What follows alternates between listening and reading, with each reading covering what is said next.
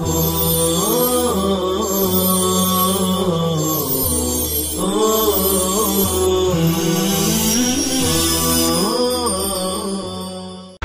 اللہ الرحمن الرحیم والصلاة والسلام علی رسول اللہ وعلی آلہ واصحابہ اجمعین، اما بعد۔ ترجمۃ الباب ہمارا چل رہا ہے، باب فی النہی عن سب اصحاب رسول اللہ صلی اللہ علیہ وسلم۔ اس کی دوسری روایت پڑھنے سے پہلے میں نے جیسے گزشتہ کل کی نشست میں 16 نمبر کی قسط میں اور آج 17 نمبر کی قسط ہے، یہ ذکر کیا تھا کہ کتاب الحدود میں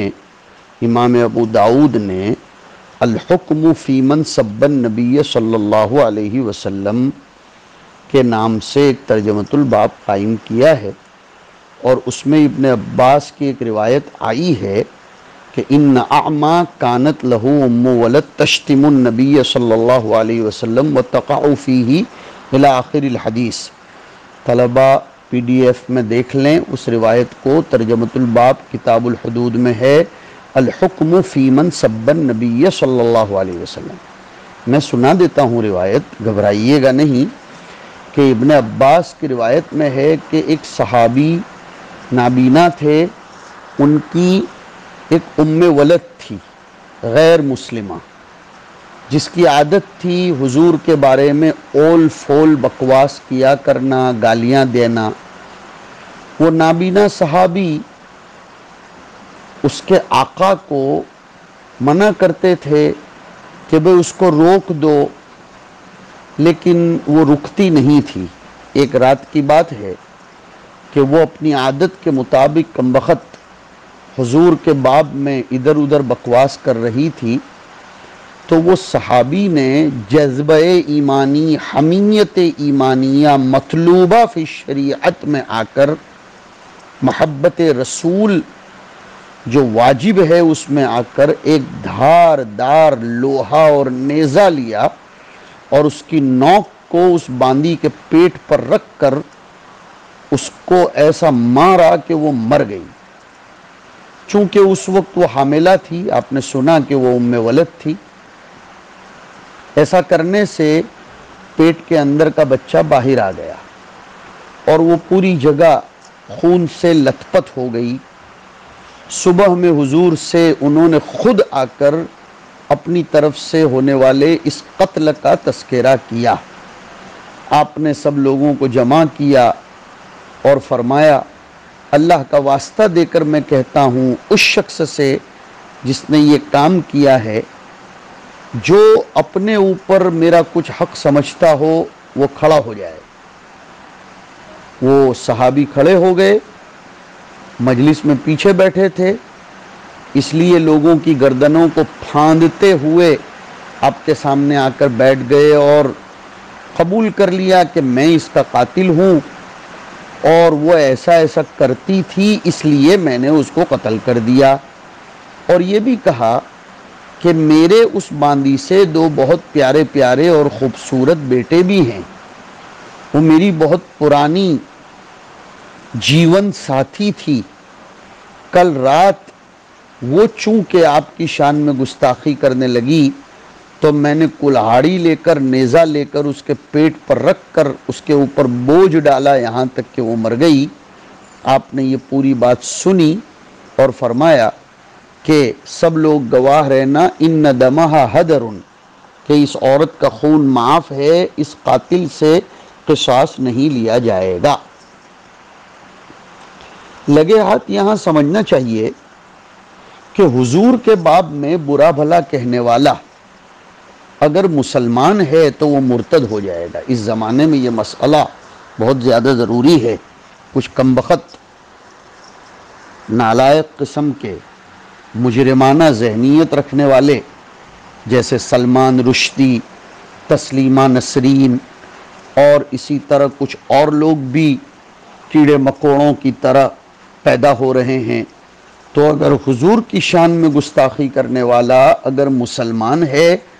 تو وہ فوراً مرتد ہو جائے گا اور اس کو بالاجماع قتل کر دیا جائے گا۔ اس کو کوئی توبہ کی مہلت نہیں دی جائے گی، توبہ تلہ کچھ نہیں، اس کو بالاجماع بشرطے کہ مسلم حکومت ہو قتل کر دیا جائے گا۔ اور اگر حضور کو برا بھلا کہنے والا ذمی ہے تو جمہور کے یہاں اس کے اس طرح سب و شتم کرنے سے اس کا ذمہ، اس کا لیا ہوا عہد، اس کا لیا ہوا ویزا ختم ہو جائے گا، اس کا عہد ٹوٹ جائے گا اور اس کو قتل کر دیا جائے گا، اس لیے کہ اب وہ ذمے سے باہر نکل گیا، دماؤہم کا دمائنا کے حکم میں نہیں رہا۔ جمہور تو یہ کہتے ہیں، صرف امام مالک فرماتے ہیں کہ اگر ذمی حضور کو برا بھلا کہنے کے بعد پھر اسلام لے آئے تو قتل نہیں کیا جائے گا، الاسلام یہدم ما کان قبلہ۔ اور حنفیہ فرماتے ہیں کہ اگر وہ ذمی ہے تو حضور کو سب و شتم کرنے سے اس کا عہد ختم نہیں ہوگا، اس کی سزا قتل نہیں ہوگی، دماؤہم کا دمائنا اطلاقاً باقی رہے گا، ہاں اس کو تعزیر کر دی جائے گی۔ حاکم وقت اس کے باب میں جو مناسب سمجھے اس طرح اس کے باب میں فیصلہ کیا جائے گا۔ اصل میں ایک روایت اور بھی سب النبی کے ذیل میں ملتی ہے کہ صدیق اکبر کے پاس حضرت ابو برزہ ایک مرتبہ تشریف فرما تھے، کسی شخص پر ناراض ہو رہے تھے، اس پر وہ شخص صدیق اکبر کے ساتھ بدتمیزی پر اتر آیا۔ صدیق اکبر ناراض ہو رہے تھے، وہ شخص بدتمیزی کرنے لگا اور گستاخی کرنے لگا۔ حضرت ابو برزہ اسلمی رضی اللہ تعالیٰ عنہ کہتے ہیں کہ میں نے صدیق اکبر سے اجازت مانگی کہ اللہ کے رسول کے خلیفہ میں اس کی گردن اڑا دوں، بس میرا اتنا کہنا تھا کہ صدیق اکبر کا سارا غصہ ٹھنڈا ہو گیا اور کھڑے ہو گئے، اندر چلے گئے۔ اندر جا کر ایک آدمی کے ذریعے مجھے اندر بلایا اور فرمایا کہ تو نے ابھی کیا بات کہی تھی؟ میں نے عرض کیا کہ میں نے تو آپ سے اس شخص کے قتل کی اجازت مانگی تھی۔ صدیق اکبر نے فرمایا کہ کیا واقعتاً اگر میں تجھ کو ہاں بول دیتا تو اس کو قتل کر دیتا؟ میں نے کہا ہاں ضرور، میں نے رسماً نہیں پوچھا تھا، واقعتاً پوچھا تھا۔ صدیق اکبر نے فرمایا اللہ کی قسم یہ بات، اب دھیان سے سنو، صدیق اکبر نے کیا فرمایا کہ یہ بات کسی کے لیے جائز نہیں ہے حضور کے بعد کہ اگر اس کو شخصی طور پر، ذاتی طور پر کوئی برا بھلا کہتا ہو تو اس کو قتل نہیں کیا جائے گا، صرف حضور کے لیے یہ حق ہے کہ حضور کے برا بھلا کہنے والے کو قتل کیا جائے گا۔ حضور کا تو یہ مقام ہے کہ اگر آپ کسی پر کسی وجہ سے ناراض ہو کر اس کے قتل کا حکم فرمائیں تو اس کا قتل جائز ہوگا، اور ایسے ہی اگر کوئی آپ کی شان میں گستاخی کرے تو اس کا قتل بھی جائز ہوگا، لیکن آپ کے بعد آپ کے خلفاء میں سے کسی کا یہ حکم نہیں ہے کہ ان کی وجہ سے اس کا قتل جائز ہو جائے۔ یہ مسائل اس زمانے میں ہمارے لیے جاننا بہت زیادہ ضروری ہے۔ اب میں ہمارے سامنے النہی عن سب اصحاب رسول اللہ کے باب کی دوسری روایت پڑھتا ہوں جو احمد ابن یونس کے حوالے سے چل رہی ہے۔ کان حذیفۃ بالمدائن فکان یذکر اشیاء قالها رسول اللہ صلی اللہ علیہ وسلم لاناس من اصحابہ فی الغضب فینطلق ناس ممن سمع ذلك من حذیفة فیأتون سلمان ویذکرون له قول حذیفة فیقول سلمان حذیفة اعلم بما یقول فیرجعون الى حذیفة فیقولون له قد ذکرنا قولك لسلمان فما صدقك ولا كذبك فأتى حذیفة سلمان وهو في مبقلة، اور ایک روایت میں ہے وهو في مبقله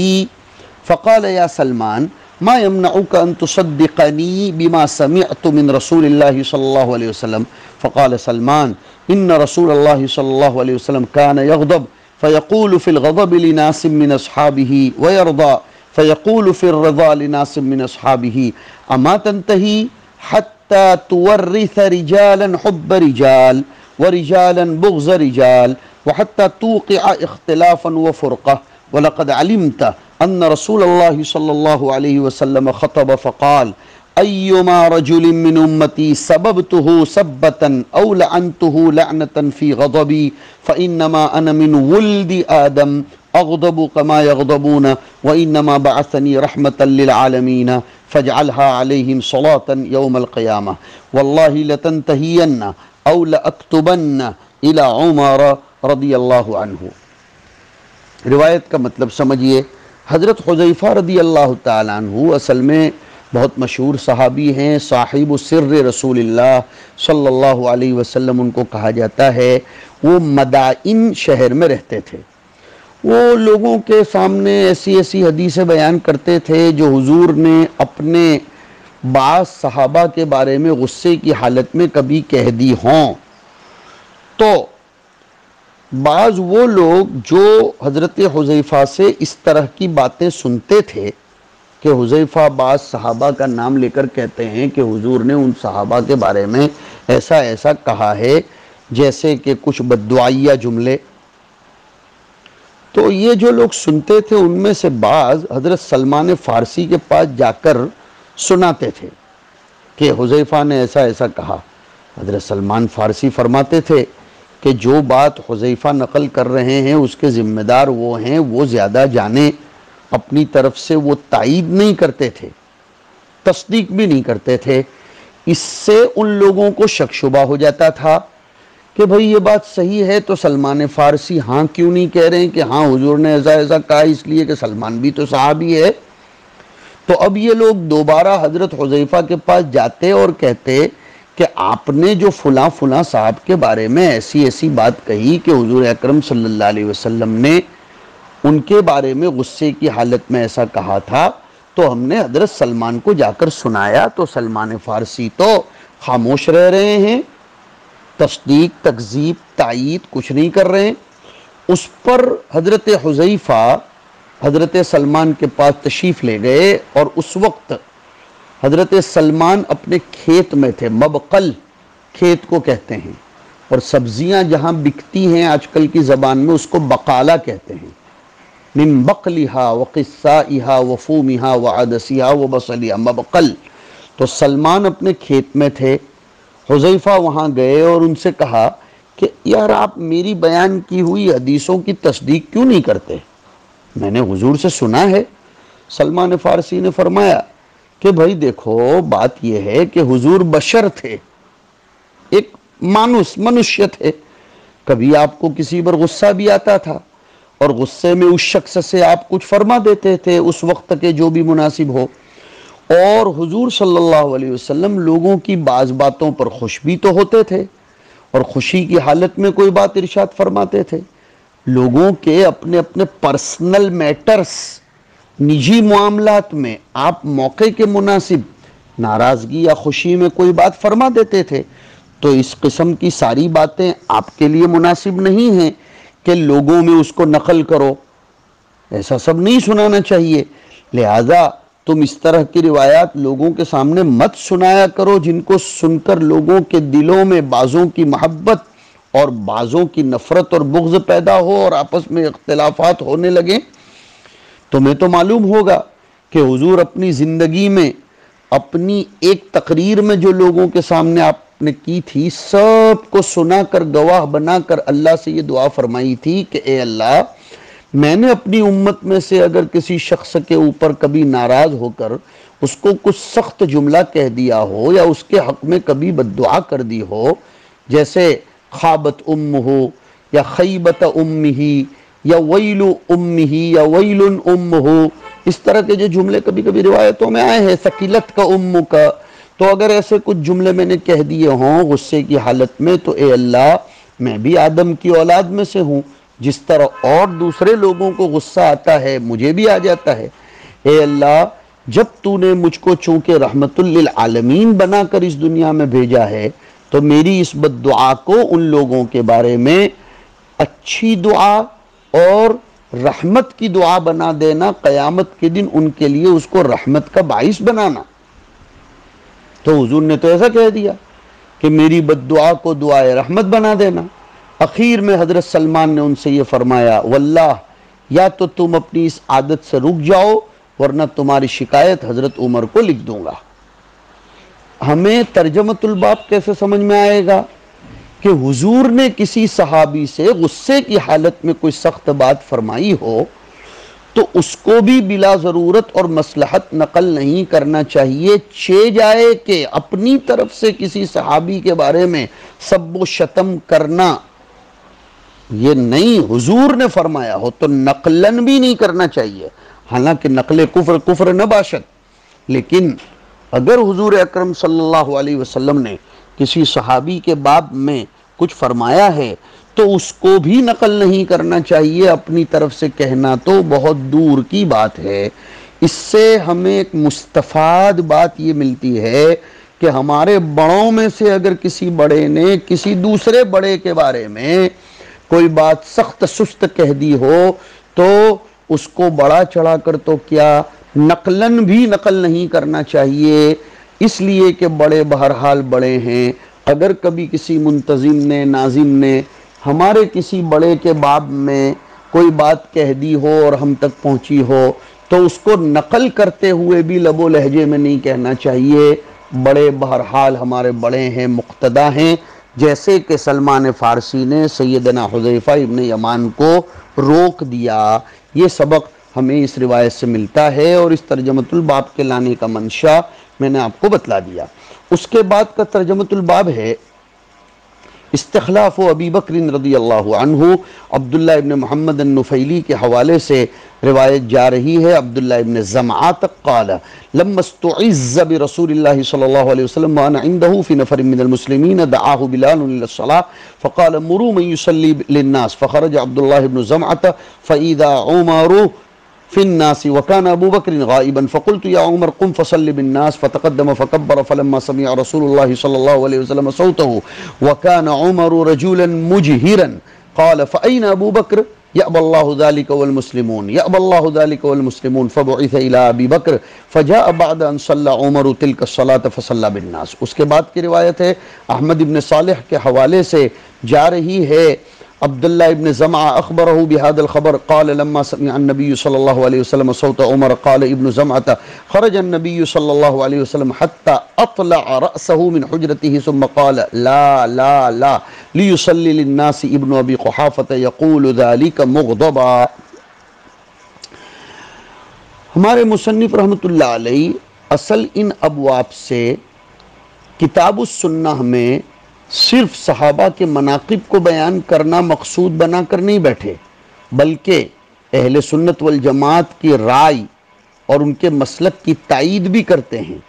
اس سلسلے میں یہ ترجمۃ الباب سمجھیے، اہل سنت والجماعت کے مسلک میں ایک اہم بات حضور کے بعد صدیق اکبر کی خلافت والا معاملہ ہے کہ آپ کے بعد صدیق اکبر ہی پہلے خلیفہ ہیں، اس کے بعد عمر،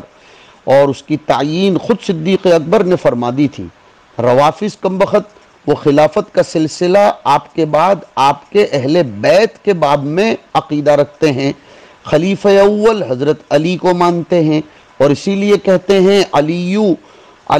وصی رسول اللہ۔ تو اس کی تردید کے لیے یہ ترجمۃ الباب قائم کیا۔ کیا ہے اس میں؟ عبداللہ ابن زمعہ فرماتے ہیں کہ جب حضور